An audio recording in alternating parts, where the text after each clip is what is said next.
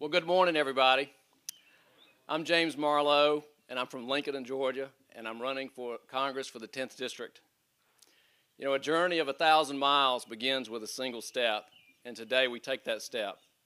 It was important to me this morning that we started this with a prayer, because it was after a lot of prayers that I began to actually seriously consider coming into this race, and in doing this, I really step out on faith.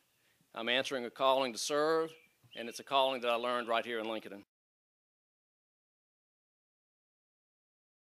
Now, I know there's some Republicans out there, and I want your vote too. I'm a Democrat because it's something my mom taught me. When I went off to Georgia Southern, she gave me a little quote from John Wesley, and it goes like this. It says, "Do all the good to all the people you can." And that's why I'm a Democrat. It just doesn't get any more simple than that. And I am following a call to serve. I think we need people in government that have a calling to serve. And that as I reach out, I'm going to reach out to Republicans, and I'm going to give you a lot of good reasons to vote for me. But this is going to be a campaign of ideas and energy, and it's about leadership. Leadership is about bringing people together, and I see too much in Washington today of people being separated and wedge issues used to divide people. Real leadership is about bringing people together, and it doesn't matter if you're rich or poor or educated or uneducated, black or white, Republican or Democrat. We need to come together as Americans. Now, my home is here in Lincoln. I'm 46 years old. I've got 4 sons, Tyler, Zachary, Parker, and Carson. They are my life. They are the joy. They are everything that I'm about. And that's why I'm in this campaign. It's really about the future. This is a campaign about the future, and their future is the most important thing in the world to me. You know, I've spent almost 25 years working in high technology. You know, I worked for Lotus Development. I worked for Computerland in Augusta. I worked for IBM.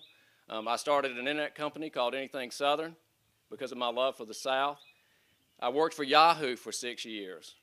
And what I learned in that is that you've got to take innovation. You've got to, you know, as I like to say, we've got to go from kind of the mainframe era to the personal computer era to the notebook computer era to the handheld computer era. So we've got to take that same innovation, that thinking, and we've got to apply it to government.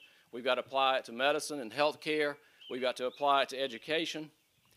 And in that, I have a vision and a plan for how we can apply that to the 10th District. In health care, I hope that we will honor Charlie Norwood by passing the Patient's Bill of Rights. We need to work to support Peach Care. There's 285,000 children in Georgia of working families that don't have insurance. And then they end up going to emergency rooms and costing everybody a lot more. Everybody in America needs affordable health care. It doesn't matter if you're the biggest company in the world or the smallest company here in Lincoln, you've got to be able to afford affordable health care. We've got to shift the focus more to prevention so that we don't spend the bulk of our health care expenditures the last few weeks of our lives. We've got to use innovation. We've got to do things like have better patient records so that we have more efficiency and less errors, and we actually take some of the cost out of health care. One of the big problems we have in the 10th District right now is our high school dropout rate is around 30%. We can never be competitive in a global economy if we can't get kids through high school. So we got to get more kids through high school. We got to get more kids through tech school. We've got to get more kids through college. We need more master's degrees, and we need more PhDs. We have 2 institutions in the 10th District that are very, very powerful. We've got MCG in Augusta, and we've got the University of Georgia over in Athens. And we have got to work more closely with them to create industries and high-tech jobs. And we've got to work with them to reach out into the rural communities so that we can take advantage of the educational opportunities that they can present us.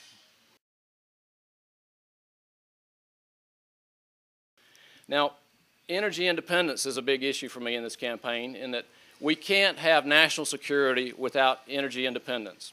We can't have economic security without energy independence.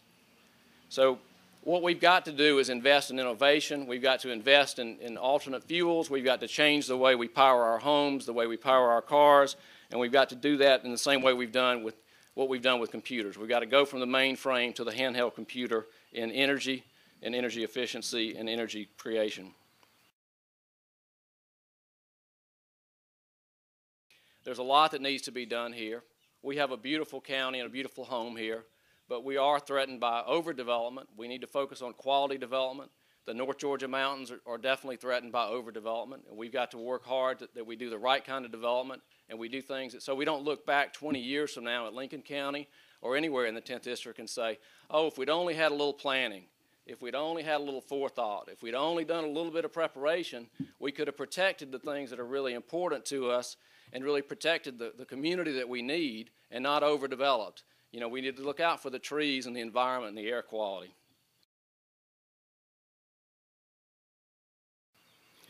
Now, other topics that are going to be part of this campaign is really about a balanced government, about being a fiscal conservative. We can't spend our way into prosperity.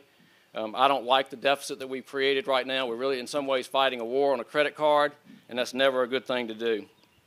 What I hope we'll be able to do is work through and create a renaissance and a renewal for small towns and communities. The small towns and communities of North Georgia need our help. And what we need to do is improve our libraries, we need to improve our museums, we need to improve our art centers, we need to build trails and paths, and we need to do things that will connect communities and build community and quality of life. And in that will give us the ability to attract jobs and companies that will locate here because of that high quality of life.